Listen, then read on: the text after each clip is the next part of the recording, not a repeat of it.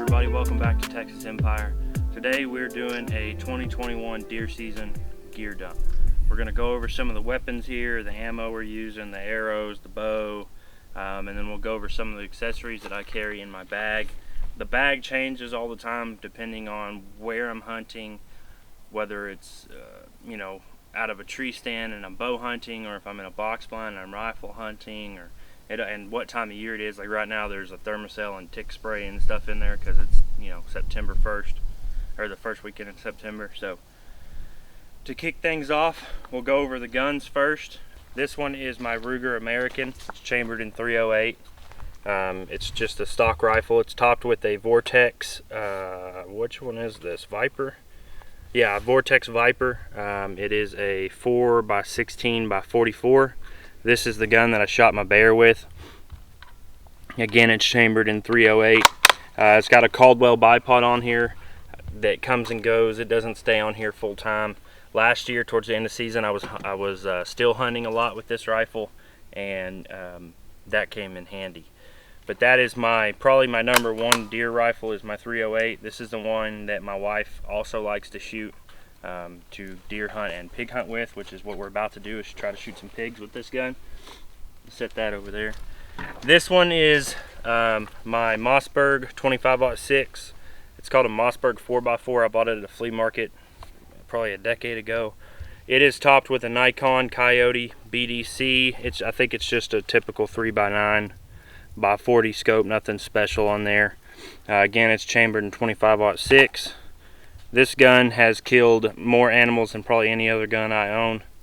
Lots and lots of pigs, lots and lots of deer, coyotes, bobcat, all kinds of stuff. And that one, has killed a bear. This one hasn't. But this is a 25-06.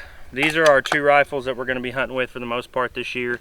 And the ammo we shoot really varies. I'm shooting store-bought right now, but this is just a Winchester 308 150 grain. I have reloaded ammo as well. And then for the 25-06, I got a few left of the Hornady American Whitetail. And I don't remember what grain these are. These are 117 grain. I have reloaded ammo also that I shoot out of the 308. I don't have any for the 25-06 right now. It just kind of depends on what I grab. It's all about the same grain weight and everything, so it doesn't really matter as far as pig and deer hunting. Now, if I'm going elk hunting, I have specific loads that are loaded only for elk out of the 308, but I don't use those on deer. So now we're going to jump over here to the bow.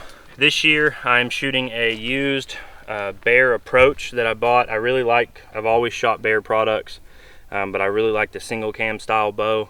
That's probably my favorite style. Again, it's just a Bear approach. It's like the flagship style bow that I bought off a friend. He bought it new from like Cabela's or something. I've got a Trophy Ridge sight on here. I don't remember the model. This sight has been through at least 5 bows. It's just a basic 4-pin sight with a level. It's got a light that I don't ever use. Again, I don't remember the model. And then orange whisker biscuit, which if you've seen anything on Instagram, I've always had an orange whisker biscuit. It's set up with all Trophy Ridge accessories. This is just a quick release quiver that comes off here. Down to the nitty gritty. Now what I'm shooting this year, here, we'll take this one out with the broadhead and I'll try not to cut myself. We are shooting the Sirius Vulcan arrows. If you've seen any of my other videos of putting the insert and stuff in, you'll get a more descriptive video on this specific shaft. It's a Sirius Vulcan. It's a 250 spine. It's got a 100 grain Ethics archery insert in it. And I'm shooting a Magnus Stinger buzz cut. These guys right here. It's the 4-blade. This is the first year I'm shooting these broadheads. So far, I love them. It's just, as far as fletchings, I just got the quick fletch on there, and then nocturnal lighted Nocks. I had a piece of paper where I had all the components broke down with the exact grain weight and everything. I will put that in the description below. The total grain weight, I want to say, was about 630 grains, if I remember correctly. It's a 31-inch carbon-to-carbon, 100 grain Ethics archery insert, 150 grain Magnus Stinger buzz cut, and then I think the Nocks weigh about 12 grains. I don't remember how much the total shaft weight was, but it is a 250 spine. Because I shoot about a 30-inch draw, and I'm shooting a little under 63 pounds as far as draw weight. But these arrows are flying true. I bare shafted, Nock tuned, all that good stuff. Paper tuned, bare shaft to get the hand load that the Ranch Fairy talks about. But that is the arrow I'm shooting this year out of my bow. Now let me try to put this up without cutting myself. My release is just a True Fire, I think called True Ball or something like that. I don't even know. I'm not real big fancy into releases. Next year I'm going to try a thumb style release because I have a problem with trigger punching, and to deter that I'm going to try a thumb style release next year, not this year. I spent all my money on arrows this year. Now as far as this bag goes, it's just I think I bought it an Academy bag. It's real cheap. It's nothing special. This isn't what I would take elk hunting or even like a lot of steel hunting and backpacking. If I'm going to be hiking a lot, this is not the pack I would take, but this is my typical backpack that I use as far as hunting on my deer lease or my other property. Like I said, things that are in here are going to change depending on what type of year it is and where I'm hunting and everything, but I got some tick spray in here. We'll start in this little pouch. I don't think there's anything really in here right now. Just memory cards because we're about to go check cameras, so there's a memory card pouch. And then in here we just got some face paint and some extra bungee cords. Nothing major in that little pocket. Most of the stuff is all in here in the big pocket. So ignore that. I've got what I call a kill kit. This is what I made when I went elk hunting. It had a lot more stuff in here. It's one of my wife's old makeup bags, and it has got, let's see what all's in here. Should have gloves, knife blades. Yeah, we got some rubber gloves, replacement blades for my outdoor edge knife, some paracord, zip ties, and a pin. That's the heart of any kill kit, or those items, in my opinion. That stays in this bag pretty much at all times.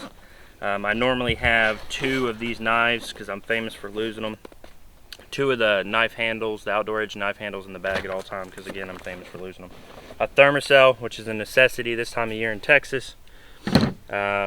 This is my binoculars and bino harness and rangefinder. All of this right here is Vortex. I don't remember the model of this bino harness, but I love it. We got the Razor HD 4000 Vortex rangefinder. I've had this thing since 2016 and it's 2021 now. I did have to send it in for warranty because the screen wasn't showing up. It wouldn't show anything whether I changed the batteries or anything, and Vortex being Vortex fixed it and sent it back to me. It's hooked onto a piece of paracord. Depending on how I'm hunting, a lot of time it's like this around me. I'll have the bino harness on and then it's clipped. But if I go to use it and I don't want to make the sound or the time to click, most of the time I'll just drop it. But if I'm hiking around, it is clipped onto the side of the bino harness just like that. Lots of people have this bino harness. It's nothing special. You'll see it in more videos. And then in here, let me unclip it, is the Vortex Diamondback HD. These binoculars have been through hell and back. They've been through 2 elk and bear hunts, multiple whitetail hunts. I've dropped them off the side of a mountain in Colorado and recovered them. I even lost the rubber eyepieces when I just had a harness that just held them right here and that didn't protect them. I lost all the rubber eyepieces in Colorado one year, and I contacted Vortex when I got back and they sent me a whole new set, which was pretty awesome, for free. Again, these are the Diamondback HDs 8x42 binoculars. They're a good all-purpose binocular, and then they're Vortex, so they have an awesome warranty. Clip that back in there so I don't forget. So that's my binoculars and rangefinder setup. I also have a little old Nikon rangefinder that I carry as a backup when I'm going backcountry hunting. This is Sawyer insect repellent. I can never say this right. Permethrin. It's odorless. Sprayed on your clothes and you let it dry, and it kills ticks if they get on you and deters mosquitoes and stuff. I learned about this through the hunting public. It's a necessity here in Texas. If you notice, I got a thermocell, tick spray, another type of tick spray, because we're in Texas and ticks suck. I also have some scent killer. This just happens to be the Wildlife Research Center. I use this more for ground scent. You should play the wind more than you should rely on a scent killer. But I do carry some, and I spray my boots and my legs down with them, especially when I'm doing summer scouting. Scent killer's not all that important to somebody like me.